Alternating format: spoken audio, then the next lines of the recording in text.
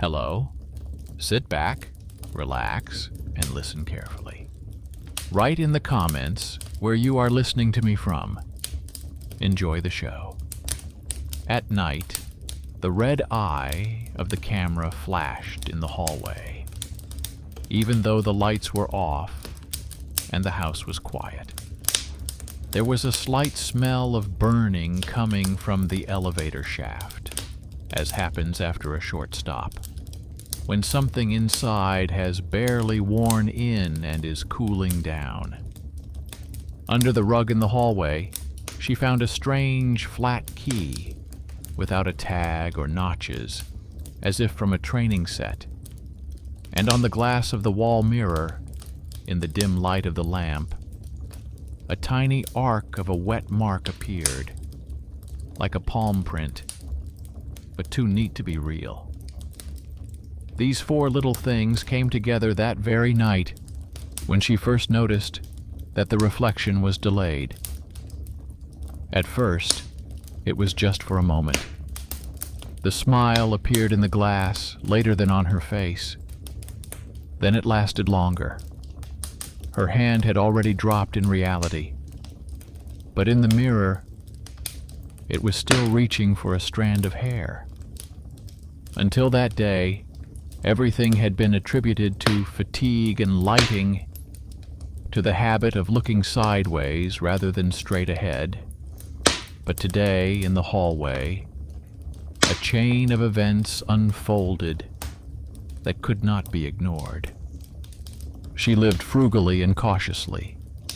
She worked 2 jobs, chose late shifts to save on transportation, took care of her aunt, who had moved in with them after the winter, and was constantly afraid of losing her apartment. The lease was about to be renewed. Money was tight. Any extra expenses would put her back in the red. That's why the mirror from the flea market seemed like a stroke of luck. A sturdy frame, a warm patina, and less than half the usual price. The seller said that it came from an old stairwell, and that the framer had raised the edge on the inside for some reason, leaving a soft, felt cushion. At the time, this detail seemed like a nice touch. The edge did not hurt the eyes in side lighting. On the back of the frame, 2 letters were written in marker, with an indecisive hand.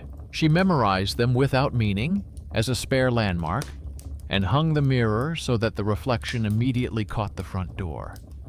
Since then, the hallway has become brighter, but also more cramped, as if the glass had added another edge to the wall. Small coincidences accumulated unnoticed. In the bowl with the keys, a single coin kept standing on its edge, as if someone had run a fingernail along its rim and it had found the right balance. The red indicator on the elevator panel flashed, not at random, but 3 times in a row, like a traffic light, only without green. The rubber band on the old door chain always clicked the same way. 3 times, even if the chain wasn't touched. Dust gathered in a crescent shape on the upper edge of the mirror, even though the walls were smooth and there were no drafts. When the phone caught up with the mirror delay, it showed the time 1 minute later than the watch on her wrist, even though synchronization was turned on. These things are not scary on their own, but once she saw them as a series, and it made her feel uncomfortable in a homely way. When things behave as if they remember someone of their own. Life had to go on, and fear from the hallway pushed her to work. She held on to her side jobs because without them, they wouldn't be able to afford the contract renewal fee. Her aunt was breathing heavily, waking up at night and asking for water. And during the day, she tried not to get in the way. moving slowly, but hearing everything. In order not to waste anything, she put the kettle on when there was still hot water in the pipes, did the laundry at night when the rates were lower, and made do with one warm light for the entire hallway. This same warm light made the mirror the brightest spot in the apartment, and it seemed that it was there that the delays were most noticeable. In the evening, when her aunt fell asleep, she decided to do a simple experiment that required nothing. Put her phone in front of the mirror, stop her habit of looking back every 5 minutes, and just walk back and forth twice with the same light. She placed her phone on a stack of magazines, aligned with the edge of the nightstand. She walked past, put down her scarf, came back, picked up her scarf, and walked past again. In reality, everything was smooth. The recording shows how the reflection catches up for a split second, and at the end, a thin trail, like condensation, stretches toward the edge like a lagging wave. She turned on the second light bulb in the room. The delay almost disappeared. She turned it off. It returned. The same thing. The logic seemed simple, light and angle. But at night, with the elevator indicator flashing and warm plastic wafting from the dark shaft, simple logic quickly gives way to urban logic. It would have been convenient to calm down, but that same night, the camera in the hallway flashed when the lights were off, as if it were alive. The peephole on the door was covered with a thin, cloudy rim from the inside, as if someone had breathed on the glass. Under the rug, she found a strange key without any notches. She picked it up and put it next to the bowl, deciding to take it to the concierge in the morning. Her hand automatically touched the edge of the mirror. The response on her fingers was warm, as glass is when it stands under a lamp for a long time. On her next breath, it seemed as if a strip appeared in the depths of the reflection for a second, like a shadow from her shoulder. But the shoulder was her own, and the shadow did not move at the same pace. She took a step back, and the strip disappeared. There were no sounds except for the hum of the elevator and the occasional car on the street. In the bowl, as scheduled, the coin swayed and stood on its edge. She decided not to panic and did what she knew how to do. She sketched out a plan. First, eliminate the obvious causes. Replace the light bulb in the hallway with one that starts up smoothly, without a jolt. Tighten the frame fasteners where moisture could have warped the wood. Check the peephole. Often, blurriness is caused by a worn gasket, and warm air from the hallway seeps through the crack to the cold glass. Second, gather evidence not through conversations, but through objects. Write down the time the camera flashes in a notebook. Check the elevator log with the concierge. Compare it with the notebook where your aunt notes her nighttime trips. Look at old photos of the apartment before the move to see if it seems like the edge has always been curved. Third, resist the temptation to immediately pin everything that walks around the stairwell on the mirror. In the morning, she went down to the concierge and asked to see the elevator inspection records. He turned out to be one of those meticulous people who keep things running smoothly in the building. He remembers everything, writes everything down, and doesn't dramatize anything. He calmly recounted that at night, when the camera's eye flashed, the elevator was being inspected. The technician recorded a short stop, measured the start, and checked the indicator. The logbook had the time written in words, and last week they had replaced the power supply in the light fixture on the landing. The old one gave off an unpleasant flicker when turned on. The concierge handed me a thin felt ring and suggested that I wipe and renew the seal of the peephole from the inside so that it would not fog up from my breath. He wasn't joking or pretending to know more than he should. He just gave me the felt, a piece of paper with notes on it, and said that sometimes strange things are brought here from old stairwells, and their behavior can be explained by how they are used to hanging. Near a corner of light, near an elevator step, near the heat of a pipe. At the flea market, the seller, with the glove embroidered with his initials, behaved as if he was not surprised by anything. He remembered this frame.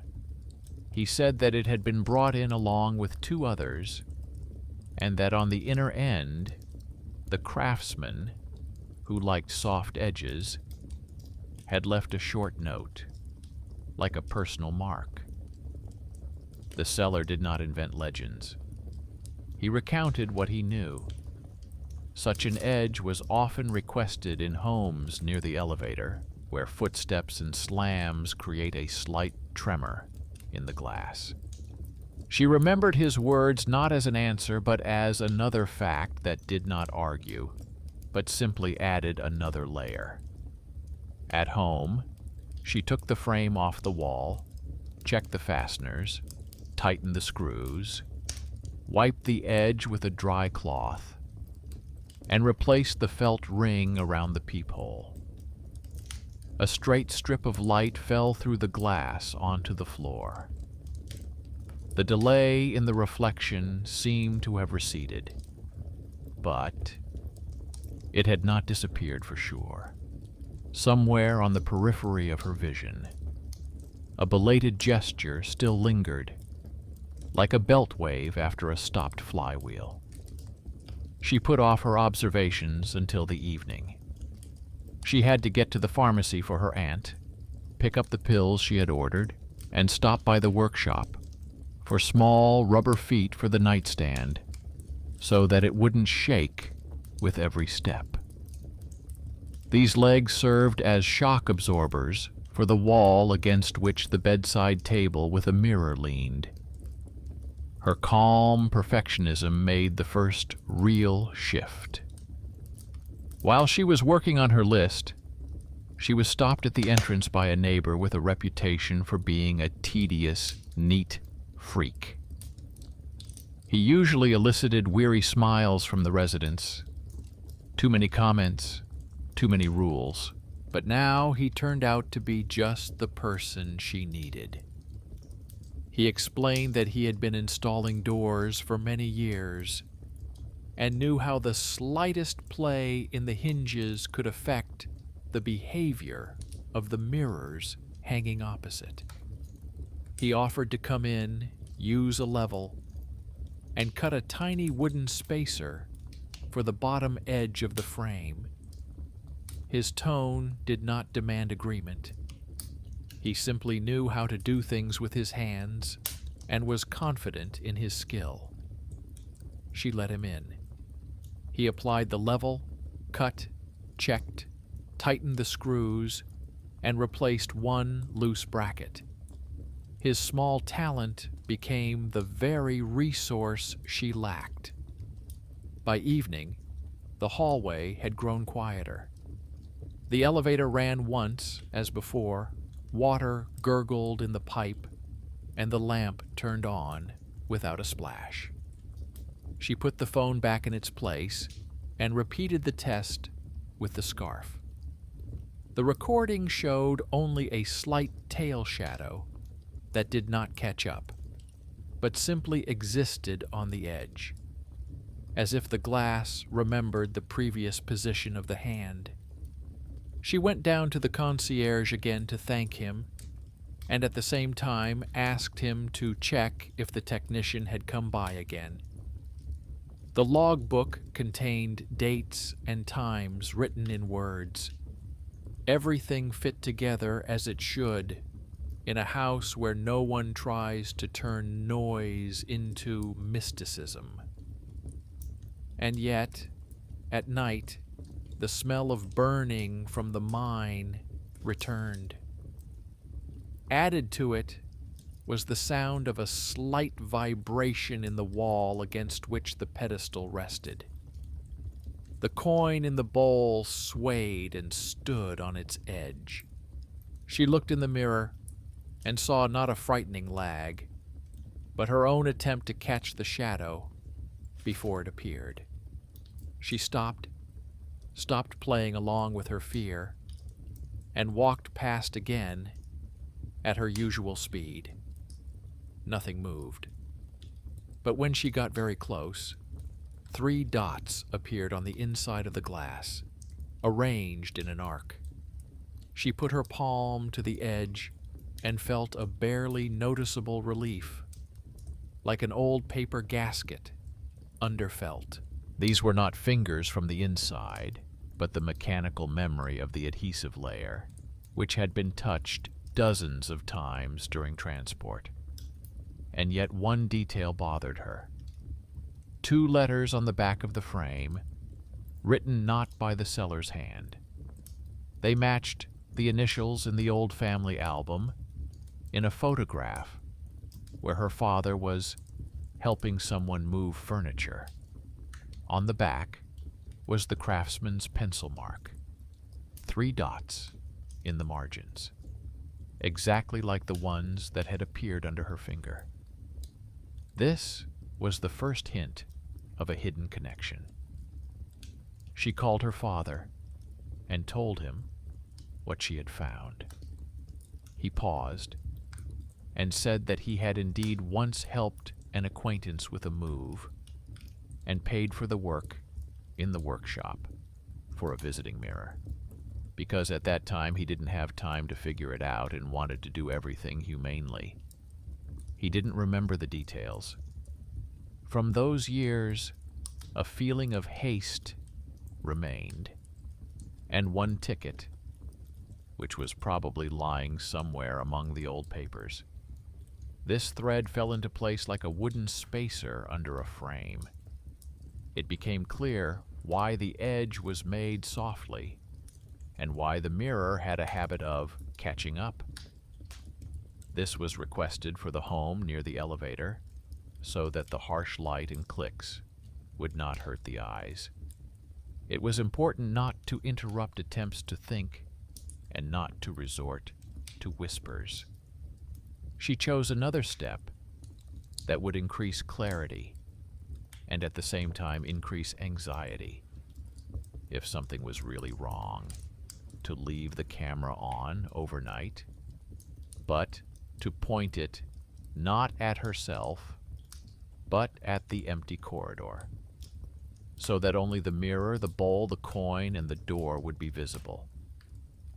She stuck a thin strip of paper across the shadow on the floor by the wall to see if the rug was moving on its own from the vibration. She wiped the edge dry. She put the stranger's key, found under the rug, in a separate envelope to give to the concierge in the morning. She wrote down the current time in her notebook, described the lamp, and noted that the elevator had already passed. Only then did she turn off the light. In the darkness, the camera's eye did not blink. The keys lay quietly in the bowl. The 3 dots she feared did not appear. Suddenly, the riser in the hallway began to gurgle intensely, as if someone upstairs had turned on the water. The wooden cabinet responded with a slight tremor. The coin swayed and fell. She did not approach it. Let the camera work. In the morning, the recording showed exactly what it should have. A dark hallway, where shadows moved only when water flowed through the pipes, and the lamp in the room barely changed the background. At one point, a faint trace of her shoulder was indeed visible in the reflection, but only because she had forgotten herself and looked out of the bedroom. Nothing new appeared on the frame except what was already there: a thin arc at the edge and microscopic glare from the felt fibers. But there was one new thing. In the lower left corner, at the very edge of the glass, there was a white dot that looked like a tiny chip. It wasn't there in the evening. It appeared at the same moment when the elevator passed below. Drafts and slight vibrations could have caused hundreds of such dots over the years, and this one was just the next in the series. At this point, another item was added to her plan. She needed to make a passport for the object. She would write briefly and clearly what exactly had been done, where and why the mirror's habits had come from, what small objects affected the reflection, at what time the eye had flashed, and how this corresponded to the inspection log.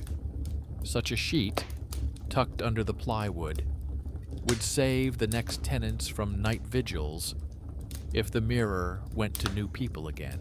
But before closing the case, she had to understand the fate of the stranger's key and find out if there had been any cases of someone actually rummaging under other people's rugs. She put the envelope with the key in her pocket and went to the concierge. The concierge took the key, wrote down the time, and calmly explained that sometimes the guys who are called in to test the locks lose the training keys, and that thanks to the welds on the metal, he could see that this was indeed a training key, not a working one without a code. He added that the elevator had indeed been tested twice the night before, because the first run showed a strange delay in braking, but the second run was normal.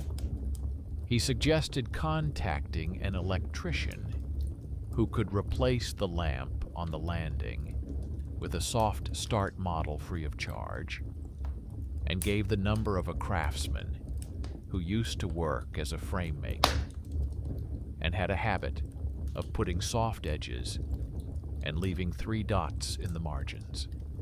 This simple gesture by the concierge was the first intervention by an outsider who, with a single decision, shifted the conflict. Give me the number, and half of the myths will turn into events that can be verified. In the evening, she called the craftsman.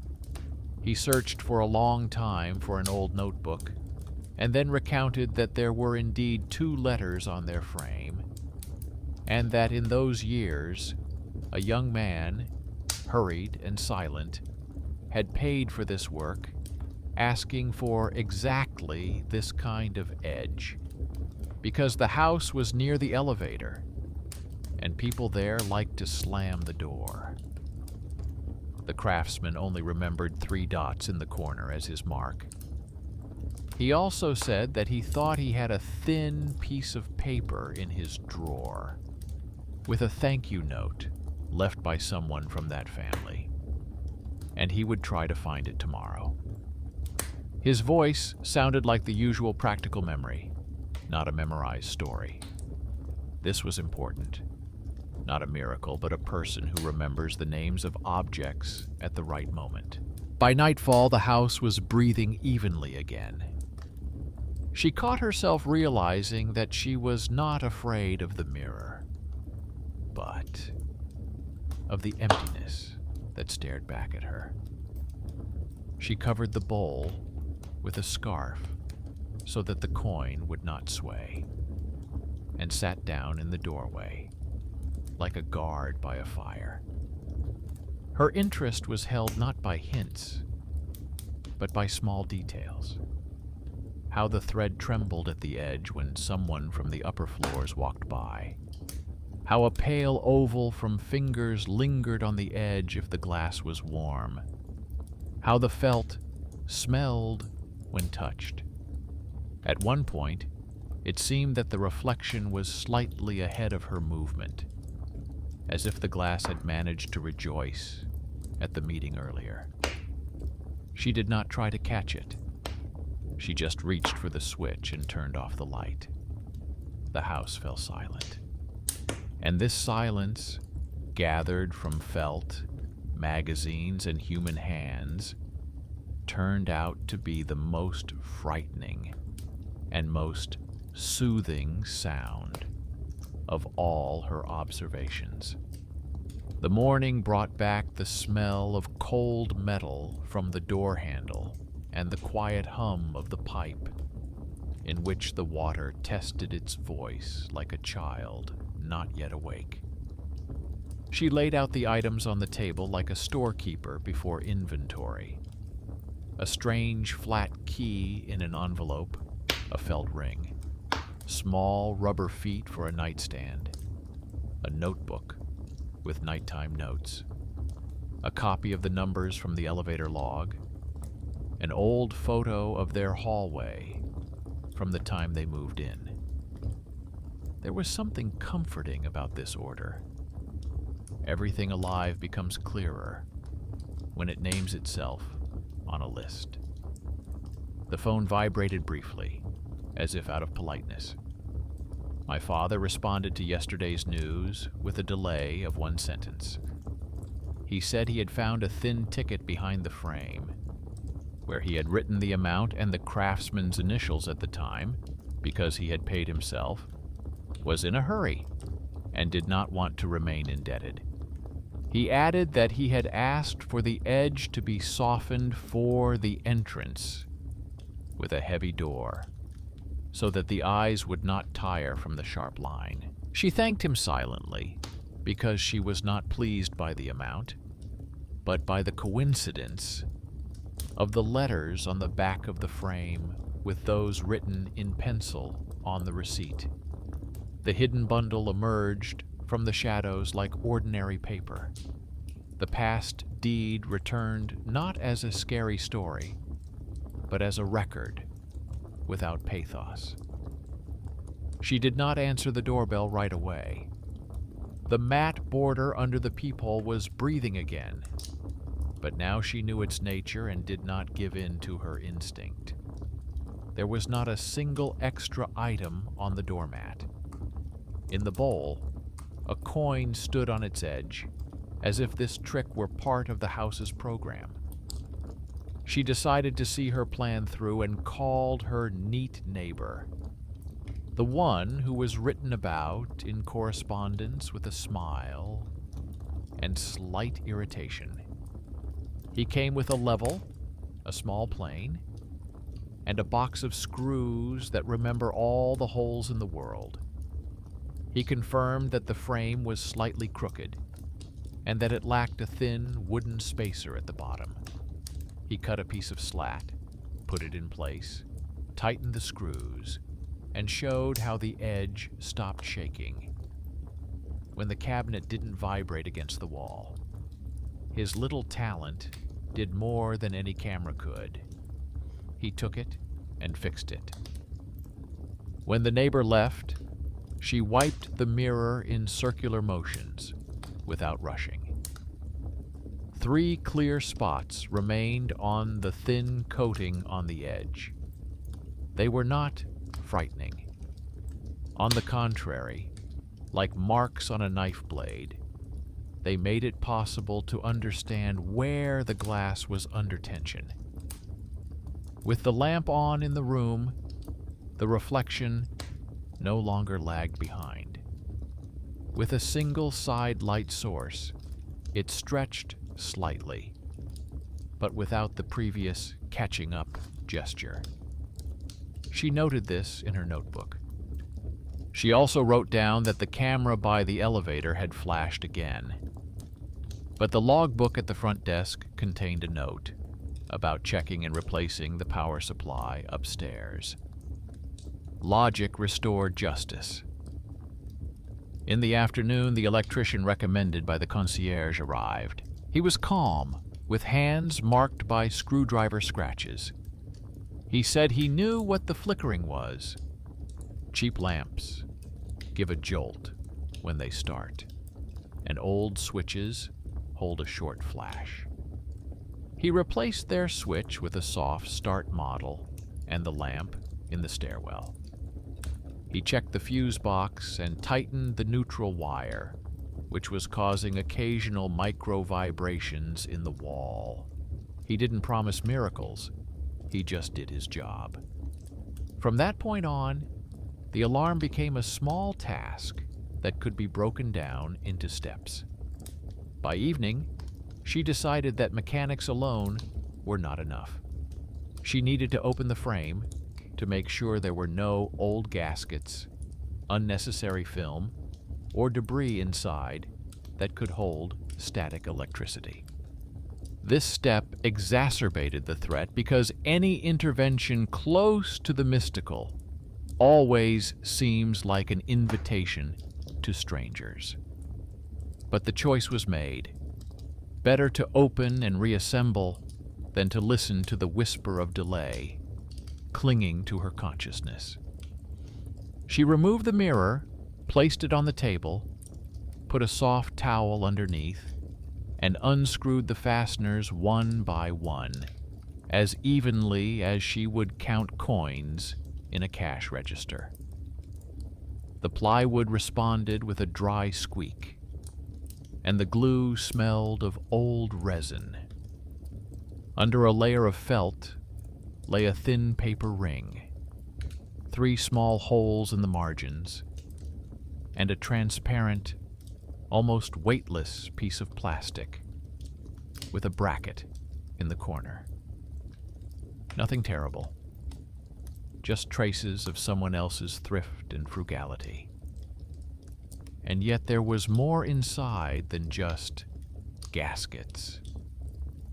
Between the felt and the plywood lay a thin sheet from a notebook, cut to size.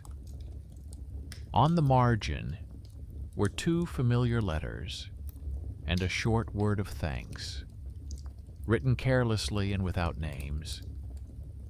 She put the sheet next to the note her father had sent and saw that the handwriting was similar, but not the same. It was probably written in the workshop after the work was handed in. There were no supernatural signs, just a human habit of leaving a trace. She put the sheet back, but added her own next to it, a small passport for the mirror. She wrote 6 points. The frame was aligned. The felt on the eye was replaced. The lamp had a soft start. The shield was checked. The sources of vibration from below were removed, and the connection to the past was described on paper. As the last point, she added a rule. At night, turn on the light in the room, not in the hallway, if you want to look at your reflection, and don't check yourself every 5 minutes. She folded the sheet and hid it under the plywood, so as not to forget about the ethics of things. In the evening, the white dot in the lower left corner looked like a new mole that someone was bound to notice. She accepted it as glass armor. Cracks are sometimes more useful than a perfect surface. They catch the eye and distract it from empty fear. She repeated the experiment with the phone, with 2 light sources, no delays. With 1 light source on the side, there was a slight tail wave, nothing more. She stopped a meter away and looked at herself not directly, but through the edge. At that moment, a thin trace of her palm appeared on the mirror. Whether it was on the inside or the outside didn't matter. What mattered was that it disappeared the moment she stopped reaching for the glass. At night, something happened that she hadn't planned for. The house came to life on her side. The familiar warm smell of burning came from the mine. The red indicator flashed twice, and then, as if changing its mind, lingered a fraction of a second longer the third time. The coin in the bowl couldn't stand on its edge, hit the rim, and fell over. The camera in the hallway flashed a control point, even though according to the inspection schedule, today was supposed to be quiet. She opened the door and went out onto the landing. At that moment, she heard the faint sound of someone's footsteps on the railing, as if someone was carefully descending from above, not touching the metal with their full weight. She clenched her fingers, but held back. No hunting. She returned and locked the door with a chain. The rubber band clicked 3 times, as it should. Sleep did not come, but a clear-headed clarity did. Since the house was playing its game, she had to collect other people's traces as carefully as her own. In the morning, she asked the concierge to download the footage from the upper camera on the landing from the previous night. The concierge did so without question. There was no one on the recording. An empty corridor where the lamp breathed evenly. He intervened in his own way. He called the technician and insisted that he come again and run the elevator under load during the day. This was an unexpected benefactor, a man who had access to the building plans. With his decision, the conflict shifted. New lines were added to the diary, in which fear became cramped. At lunchtime, she went to the market to see the seller, not to cause a scene, but to get some clarity. He recognized the frame from her description and said he had 2 similar ones left, and they also had the craftsman's paper marks inside, 3 dots in the margins, and short letters. He said that items with traces sell faster because people like the feeling of history. She hid a smile, because that was the answer. Items with memories behave like witnesses. If you treat them as witnesses, they stop repeating the same thing and do not impose their roles. On her way back, she noticed a note on the bulletin board that was clearly written by the concierge. It said briefly and without instruction, "Do not slam doors at night. Do not check the elevator without a request. The light on the landing turns on smoothly. Camera recordings are available upon request. Return extra keys to the front desk. Bring suspicious items to him so he can record them in the log."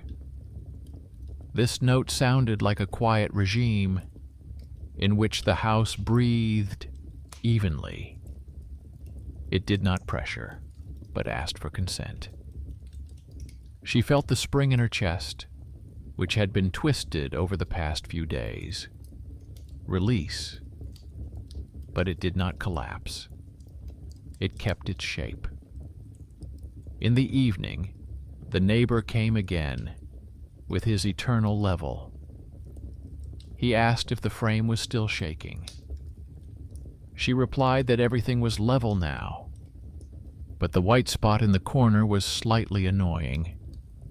He suggested a thin sticker made of transparent resin, which is used to reinforce chips in glass so that they do not spread. He did it in a minute and showed how the corner now catches the light instead of casting it into shadow. At that moment, her attachment to the thing shifted from fear to care. And that's a dangerous moment, because care can hide the return of strangeness under routine. She knew that, so she didn't rush to throw the notebook away. At night, the house remained within bounds. She sat in the doorway and listened to her aunt's bedroom. There was a slight rustling of fabric, a steady breath. She covered her legs with a warm blanket and caught herself waiting for the 3 dots on the edge, like a child's counting signal. And they came. A small relief, almost funny. The coin in the bowl did not rise, and there was a strange relief in that. She fell asleep, not on the sofa or in the armchair, but right on the threshold, like a guard of an old courtyard. In the morning, 2 envelopes were waiting for her on the table. One contained a copy of a page from the master's notebook, which the concierge had taken from the electrician and returned with a note. The master had found it and asked to pass it on. The other contained her father's ticket, 2 pieces of paper, 2 handwritings, but 1 energy. In the margins of that notebook were 3 dots again. Under them was a word of thanks, drawn out and careless. She folded these sheets together with the mirror's passport, placed them under the plywood, closed the frame, and hung everything back in its place. Now there were enough words inside so that she wouldn't have to make up her own when she got scared. She thought that would be the end of the drama, but that day the house played another trick. In the afternoon, the camera by the elevator flashed, even though no one was supposed to be using it according to the schedule.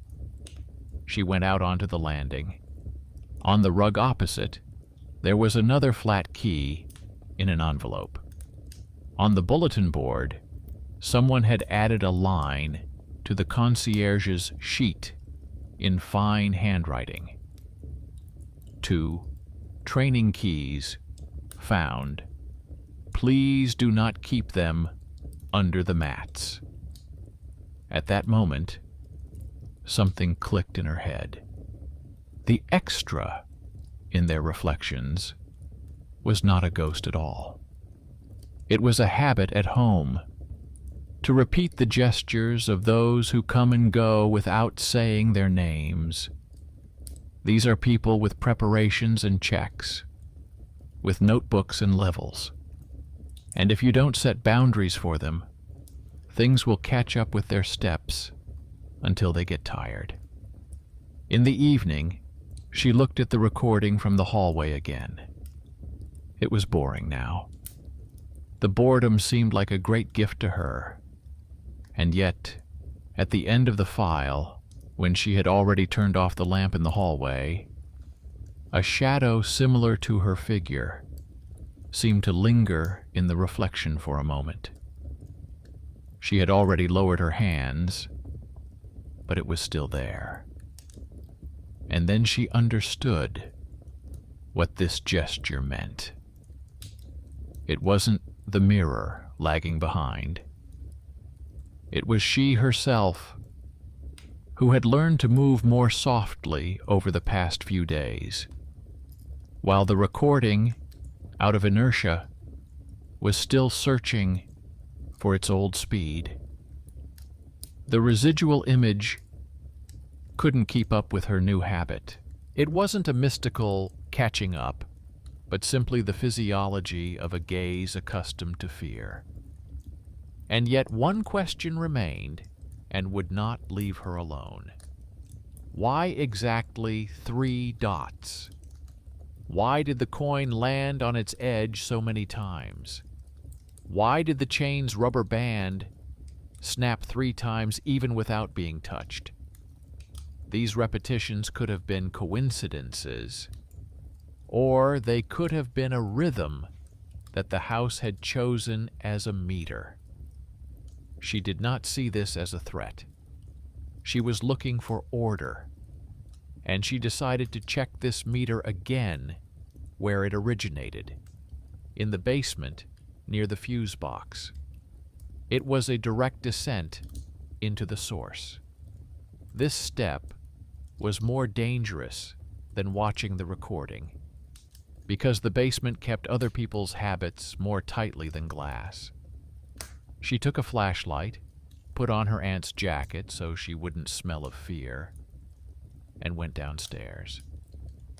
The basement greeted her with damp air and the quiet flow of pipes, as if the house were whispering, not wanting to wake those upstairs who kept it in good standing. The flashlight cut through the dust in tight strips, each strip immediately breaking against the ribs of old cable channels. On the fuse box door was a piece of paper with pencil marks. Opposite the last 3 dates were identical short strokes, like in a child's notebook, where they learn to write meters. 3 strokes and a pause. She touched the edge of the door with her fingernail and felt the familiar vibration of metal. The same one that rose up to their apartment along the railing when someone was hurrying upstairs. The house stood in its own rhythm, like a music box set to repeat 3 times. Inside the switchboard, there was a smell of warm varnish. The contactor, resembling a cautious little animal, drew in its heart and released it with a barely audible sigh. The electrician wasn't exaggerating. When the lights were turned on at the entrance, the old unit gave a brief jolt. The soft start unit was new, but the old wires around it still remembered the manner of its predecessor. She held the lamp on the panel, and thin semicircles appeared on the dust from the covers that had recently been removed.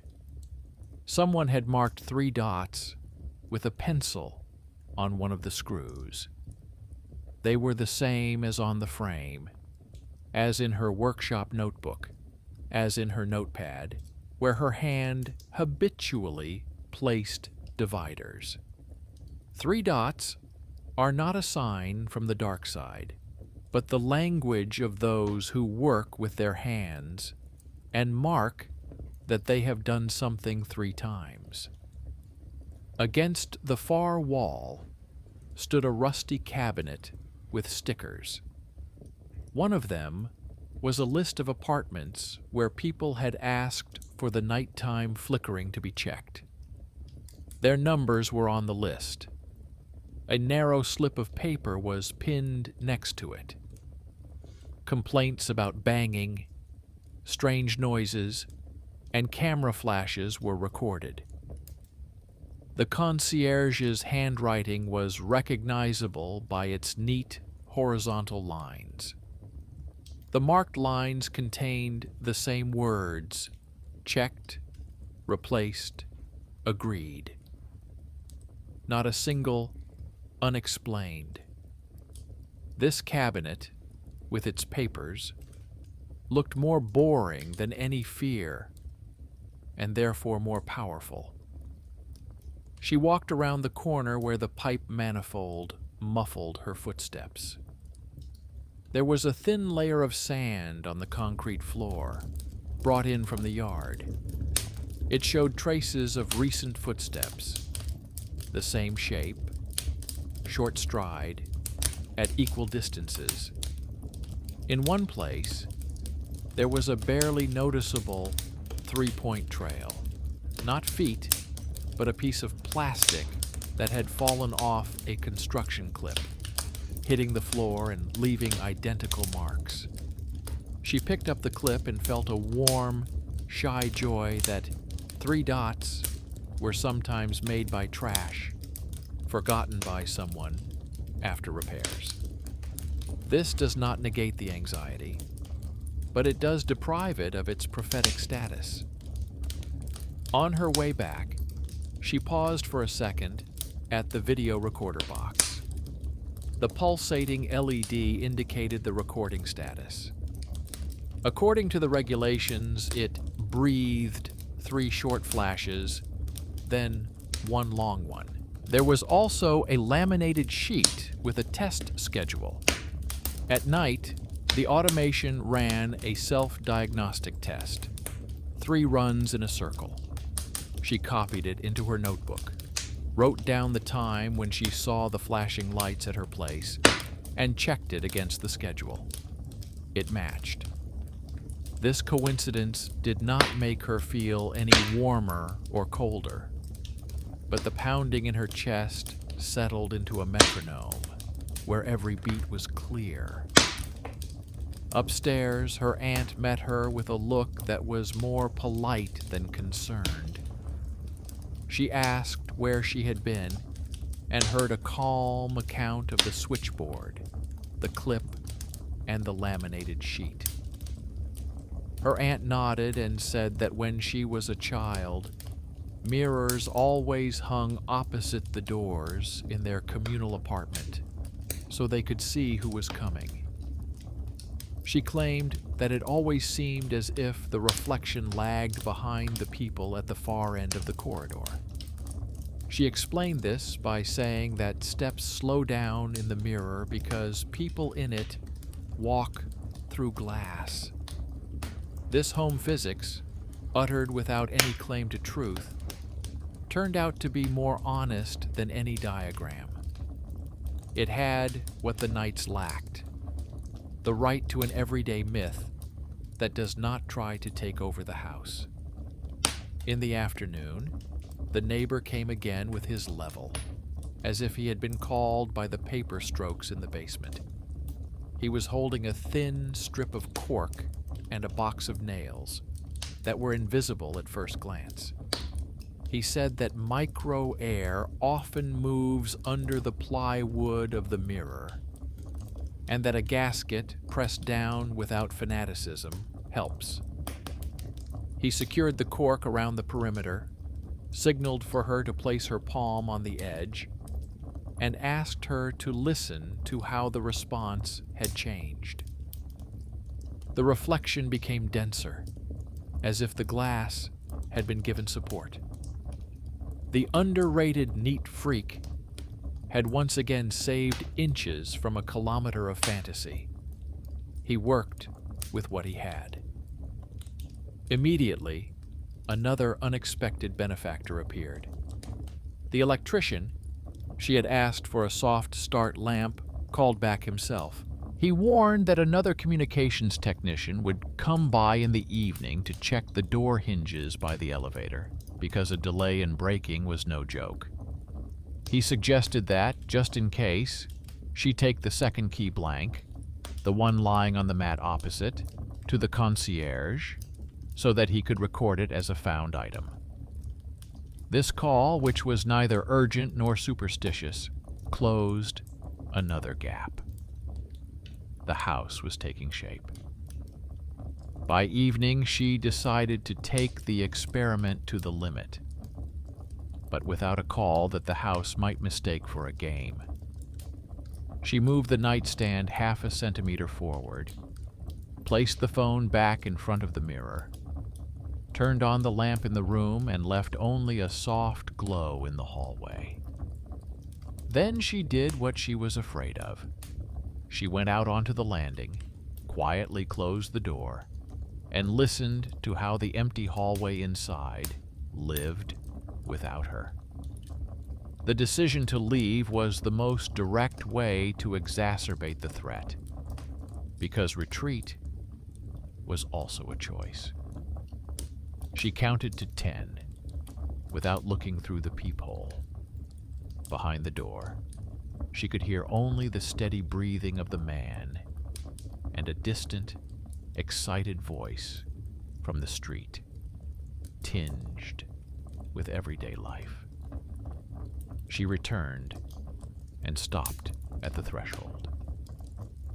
The phone recorded the empty hallway, where the reflection did not lag behind at all. At that moment, it became clear to her that the delay was most often born of her own expectation, not the glass. And yet the mirror had one last trick up its sleeve for that day. On the edge, where yesterday there had been a fresh white spot, now there was a thin, shiny, transparent circle, a mark left by her neighbor. She caught this shine out of the corner of her eye and realized that it had replaced the dangerous mark with protection, without erasing the trace. It was the right thing to do, not to erase the memory, but to cover it with a thin layer so that it wouldn't hurt. She wrote another line in her notebook. The memory of things is more useful when it doesn't hurt. Late in the evening, the concierge knocked and handed her a small package. Inside was a copy of an old application from 10 years ago which mentioned the surname of their former neighbors, and a note about replacing the mirror in the stairwell with a soft edge at the request of a resident. At the bottom was the craftsman's signature, in the same sweeping handwriting as on the notebook page. He said he found it in the complaints archive. Someone had asked to remove the glare from the elevator because it caused people to stumble at the entrance. He added that perhaps their frame came from the same line, and smiled in his gloomy but honest way. This piece of paper did not send a shiver down my spine, but rather a sense of gratitude. The hidden bundle no longer seemed like a secret. It was the history of a house where everyone did something, left a mark, and left. After midnight, the house unexpectedly took the initiative. The camera in the hallway flashed red once, and the elevator moved softly, like a cat. And suddenly, a seamless silence fell over the apartment. A silence in which the only sound was the breathing of a person in another room. She caught herself with a strange desire to tell the mirror that tomorrow would be enough. Tomorrow it would remain hanging as a normal thing, and no one would argue with it. She exhaled this without words, just with a glance that stopped chasing tails. At that very moment, the silence cracked a millimeter. A barely audible roughness came from the hallway, as if someone had gently run their hand over the glass from the inside. She already knew that this was the sound of felt on the edge when it was touched during thermal expansion. But precisely because she knew, the sound struck her in her most vulnerable spot, where the habit of fear was begging to return. She didn't go to check. She stayed where she was and let the felt finish the job. Then she approached without turning on the light, and, so as not to turn her life into a laboratory, covered the mirror with a thin linen curtain. This gesture was not a surrender. It was a line drawn between attention and obsession. The linen hung calmly, the light passing through it softly, like morning air through tulle. Behind the fabric, the glass ceased to be a stage. She sat down in an armchair and heard her aunt turn over in the bedroom. The house took them both in its palms, like a child takes warm chestnuts. The morning woke her differently than before. The hallway smelled of clean dust, the kind without iron and plastic. The curtain remained in place, and it seemed like order, not prohibition. She took off the linen only after breakfast, when her head was already standing straight on her shoulders. Underneath it, the mirror reflected her at the same height, the same width of the door, without the usual wave. The 3 dots on the edge were almost illegible. The coin in the bowl lay flat. The rubber band on the chain was silent, as if it had forgotten the counting rhyme.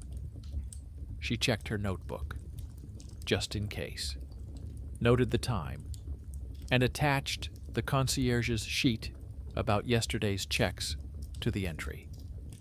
Everything matched.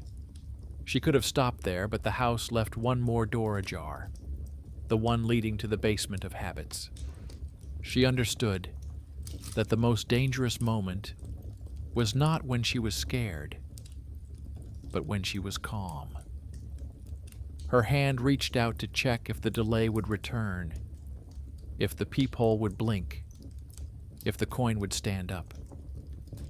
In order not to slip back, she made a decision that both exacerbates the risk and removes it at the same time, to take the mirror out of the main character mode.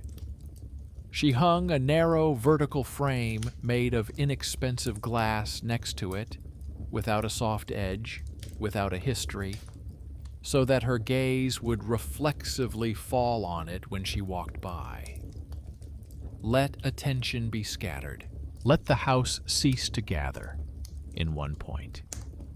In the afternoon, she went down to the fuse box again, but this time not with a flashlight, but with a small box containing the remaining rubber feet, pieces of cork, and an extra felt ring.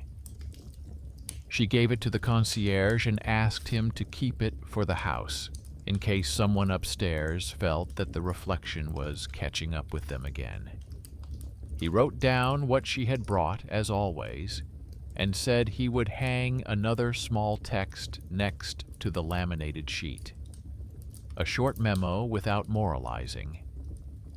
This gesture seemed to her more important than any prayer. Home is a place where things talk to each other with pieces of paper. In the evening, out of habit, she paused for a second in front of the mirror.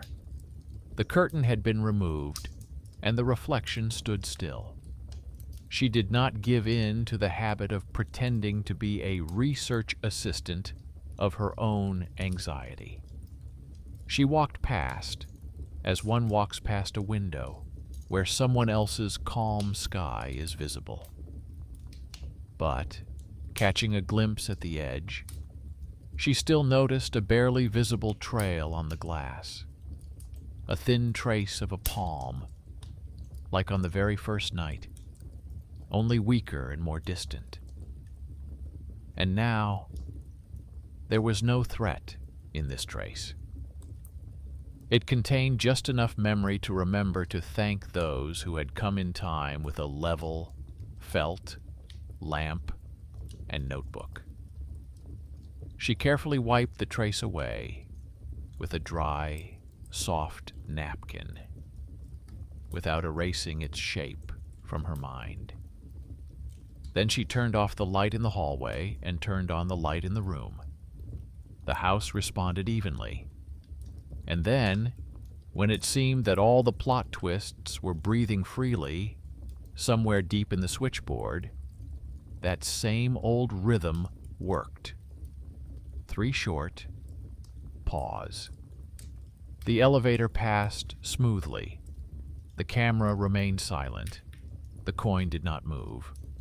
She sat down to write it down in her notebook, simply as a fact, without comment. And at that moment, a completely new sound emerged from the bottom edge of the mirror. One that had not been there before. Thin, like a scratch on glass, but not alarming. More reminiscent of the rustling of paper when it is slipped under plywood. She realized that it was her own memo that had moved, the sheet with 6 points and one rule. Paper by the glass lives its own life. It expands, contracts, breathes. She smiled, although she didn't need a smile in this story. She needed silence that she could call her own. One more step awaited her, and she did not delay. In the evening, she would take her camera and, without setting up any surveillance, make a short, calm recording. Not as evidence, not for argument's sake, but for her collection.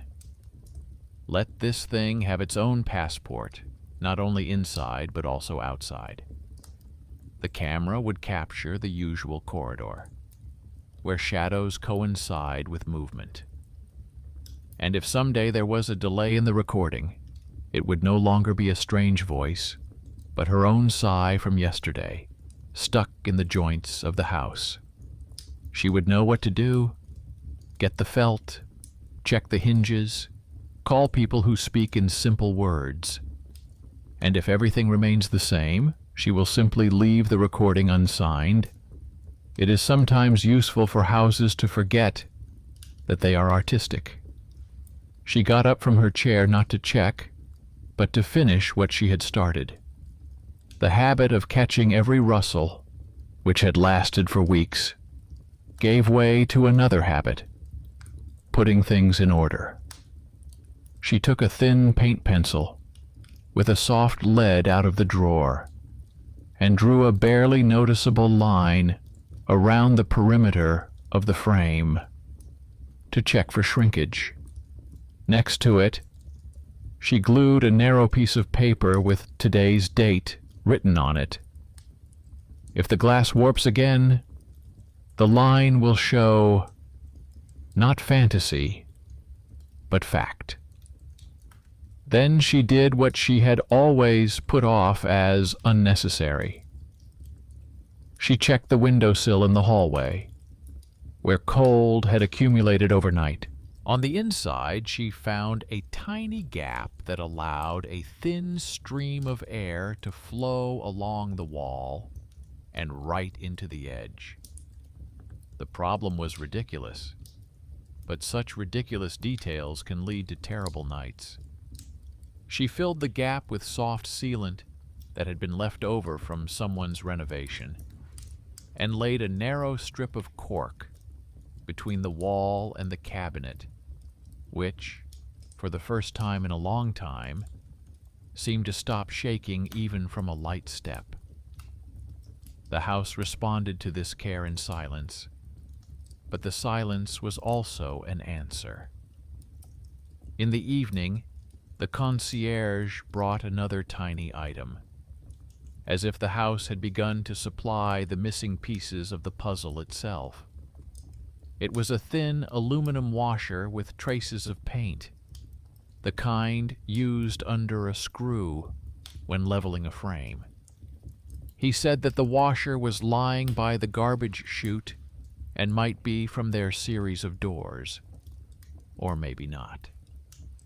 She thanked him and left the washer next to her notebook, like a talisman that promises nothing, but reminds her that every tremor has a screw.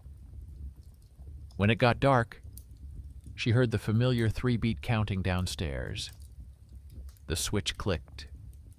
The landing breathed in. The elevator stretched its cat-like back and fell silent. This time her heart did not skip a beat. She waited until her aunt fell asleep, removed the linen curtain, and sat down so that she could see the mirror out of the corner of her eye, without looking directly at it. This time there was no delay at all, and that was what seemed most strange to her. The threshold of expectation was empty, like a stage after a performance. And suddenly, in the very corner, where the cork touched the plywood, there was a barely noticeable movement. Not behind her, not in front of her, as if someone inside the mirror was trying to find a crack in the new silence. The movement lasted a moment, no more, but her memory rushed forward like a dog to a familiar rustle. She didn't get up. She took note. A minute later, the movement repeated itself, now completely like an illusion, but her hand reached for the phone on its own. She caught herself doing this and put the phone back. Phones make fear louder. She didn't need a recording, she needed a foothold. She chose a strange-looking but very simple foothold. She laid out 3 small circles of blue tape on the floor by the threshold, exactly where she had stood on the scariest nights. These were not magical marks, but reminders of her own postures. She stood on the edge of the first circle and recited to herself the rule she had written down that morning. Turn on the light in the room, not in the hallway. Look not at the glass, but beside it. Do not catch the strangeness until her work calls her. Only then did she move closer. Her paper memo was still visible on the inside edge. With each step, it rustled imperceptibly, and the rustle was like someone else's palm. Now that she knew this, the sound could not become a threat. But the mirror, as if offended by her calm, collected manner, put forward its last argument.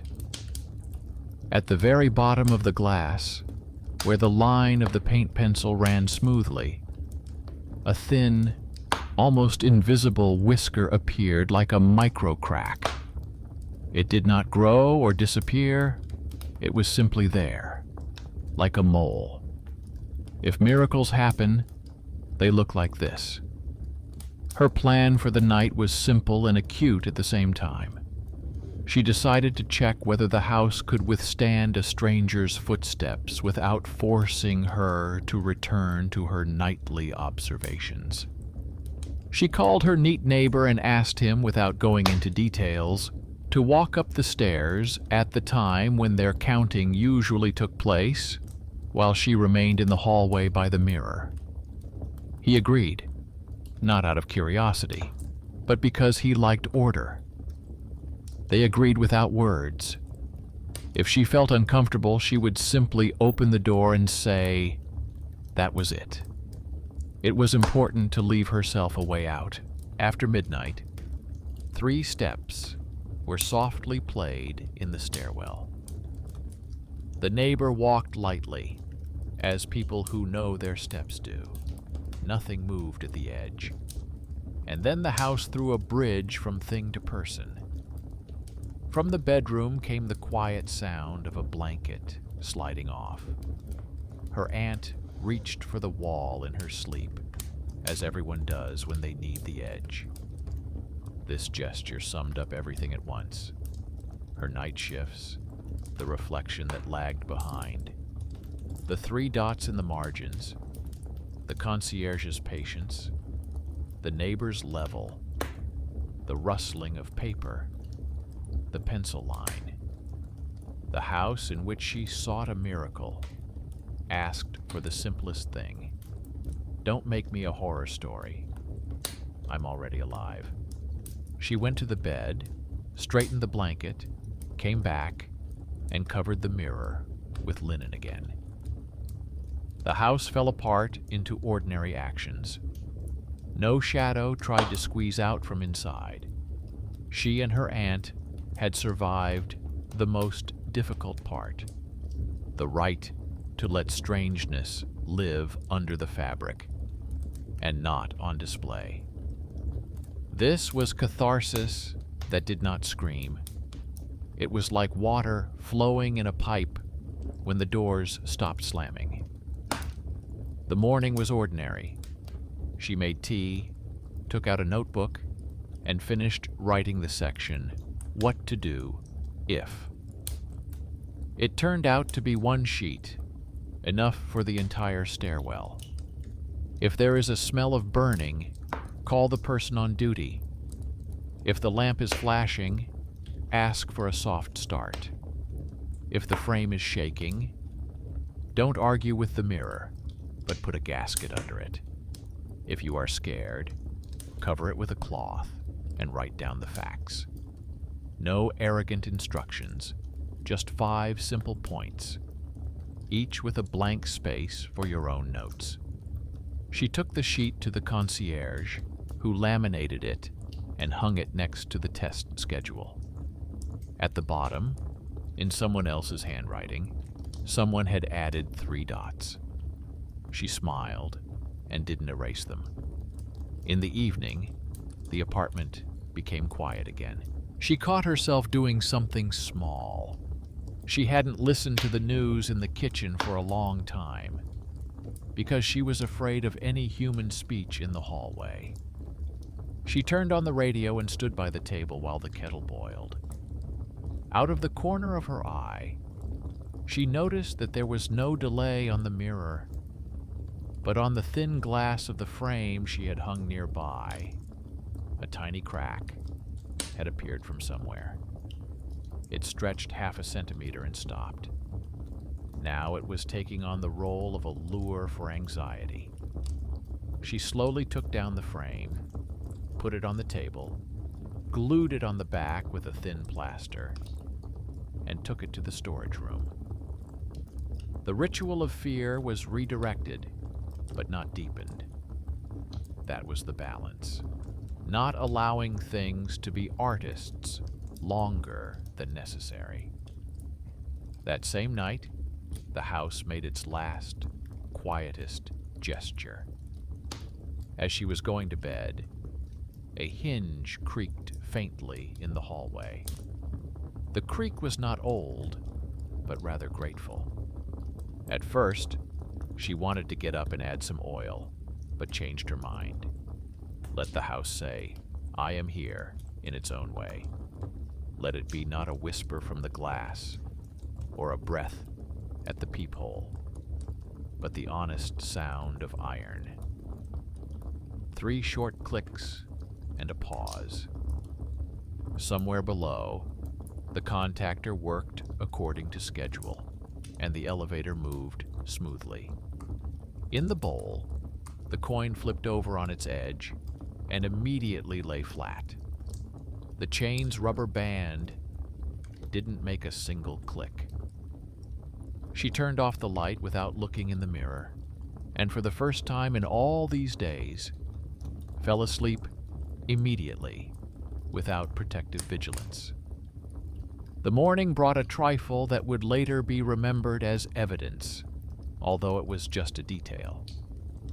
On the inside of the plywood, where her memo lay, a light imprint of dust appeared along the pencil line, in the shape of her own fingers. So when she held the frame, she touched the slate slightly and left a mark. There were no other hands here, only hers. She didn't erase it. Things like it, when they are allowed to keep a tiny autograph from their owner. Life went on as usual. Repetition becomes almost invisible. Once a week, she checked to see if the line around the perimeter had shifted. Once a month, she asked the concierge to remind her about the lighting schedule. Once a season, she called her neighbor to take a look at the edge. At night, the familiar rhythm could sometimes be heard again, but without attraction. The world doesn't have to be sterile and smooth to be safe. It's enough for every sound to have a card in some notebook. And yet, once, many weeks later, the house decided to remind them where their story came from.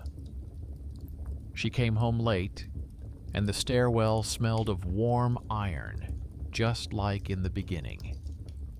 Someone had left a white envelope at their door, without an address or a name. Inside was a small photograph of their hallway. In the picture, there was a mirror under a linen curtain. In the lower left corner, someone's hand was slightly lifting the curtain. The photo paper was cheap, the print was blurry. On the back was a short phrase written in the same recognizable 2 letters that had already appeared in this story. She didn't bother to look for where and when the photo was taken. She simply took the photo to the storage room and put the narrow frame with the plaster and the aluminum washer there too. The house knows what memory is, and now she does too.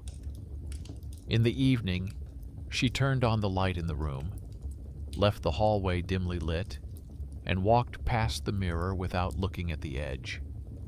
In the bedroom, her aunt asked that the hallway not be bright at night.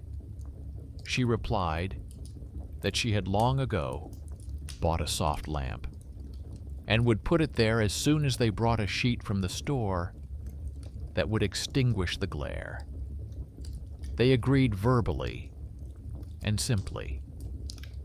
There was more protection in this agreement than in any camera.